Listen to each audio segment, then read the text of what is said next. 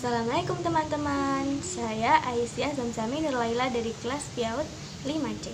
Nah, di sini saya akan menjelaskan gimana sih caranya menangani anak yang mengalami penyumbatan saluran nafas atau tersedak. Sebelumnya, di sini saya akan menjelaskan apa itu tersedak. Nah, tersedak itu dibagi menjadi dua, teman-teman. Yang pertama yaitu namanya aspirasi. Apa sih aspirasi itu? Nah, aspirasi itu masuknya cairan atau makanan ke saluran nafas anak, tapi anak masih bisa bernafas dan juga masih bisa batuk. Kedua yaitu adalah choking. Nah, choking ini yaitu saluran nafas anak tersumbat oleh benda asing atau makanan. Nah, anak akan mengalami sulit bernafas. Lalu, apa sih penyebabnya dari aspirasi dan choking itu? Yang pertama itu aspirasi. Aspirasi ini disebabkan oleh minuman atau makanan atau bisa juga isi lambung. Nah, yang kedua yaitu choking. Choking ini disebabkan oleh makanan atau benda asing yang masuk ke saluran pernafasan anak. Nah, makanan ini bisa makanan padat seperti bakso. Lalu gimana sih kita menangani anak yang mengalami tersedak ini? Yang pertama yaitu nilai tingkat keparahan. Dibagi menjadi dua ya teman-teman. Yang pertama yaitu anak mengalami batuk efektif. Dan yang kedua yaitu anak mengalami batuk tidak efektif. Nah, jika anak mengalami batuk efektif, maka kita bisa melakukan menyuruh anak kita untuk melakukan batuk secara terus-menerus. Kemudian evaluasi apakah keadaan anak membaik atau memburuk. Lalu yang kedua yaitu jika anak mengalami batuk tidak efektif. Nah, kita bisa melakukan berbagai cara. Ini dia caranya. Untuk anak di bawah 1 tahun kita bisa melakukan yang pertama yaitu kita lakukan back blow. Apa itu back blow? Jadi teman-teman, back blow itu adalah letakkan bayi atau anak di paha seperti ini, atau bisa juga di lengan kita. Posisikan kepala anak lebih rendah daripada tubuh anak seperti ini.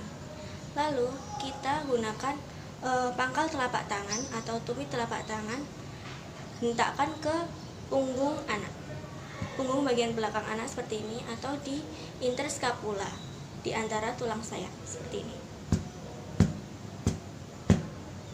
Seperti itu sebanyak 5 kali. Lalu jika anak masih tersedak, kita bisa melakukan cara yang kedua, yaitu chest thrust.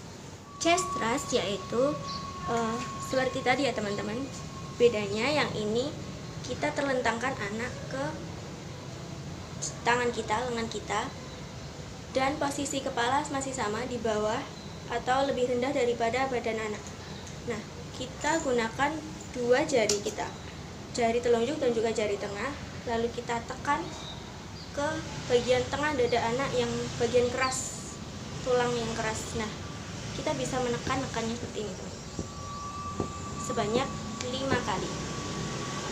Lalu evaluasi apakah anak masih mengalami tersedak atau tidak. Jika anak masih mengalami tersedak, maka kita bisa mengulang-ulang dari awal sambil kita menunggu pertolongan dari tim medis. Untuk anak di atas 1 tahun, kita bisa melakukan yang pertama yaitu back blow. Sama seperti anak di bawah 1 tahun tadi ya teman-teman. Bedanya yang ini anak berdiri atau juga bisa duduk. Lalu saya posisikan anak berdiri ya teman-teman. Lalu kita sedikit bungkukkan badan anak. Lalu sama seperti tadi menggunakan pangkal telapak tangan dan kita hentakkan ke punggung anak atau di antara interskapula seperti ini. Nah, lalu evaluasi apakah makanan yang membuat anak tersedak itu sudah keluar atau belum. Jika belum, kita bisa melakukan cara yang kedua. Kita bisa melakukan Heimlich maneuver atau abdominal thrust. Apa sih abdominal thrust itu? Nah, abdominal thrust yaitu caranya kita bisa melingkarkan tangan kita. Salah satu tangan mengepal dan salah satu tangan kita memegang kepalan tangan. Seperti ini teman-teman, kita letakkan di atas perut dan di bawah dada seperti ini. Seperti ini ya teman-teman. Lalu kita hentakkan ke belakang tangan kita seperti ini. Seperti itu ya teman-teman, sampai makanan di saluran pernafasan itu keluar. Nah, kita evaluasi apakah makanan tersebut masih menyumbat saluran pernafasan. Jika masih menyumbat, lakukan itu berulang-ulang sampai kita menunggu pertolongan dari tim medis.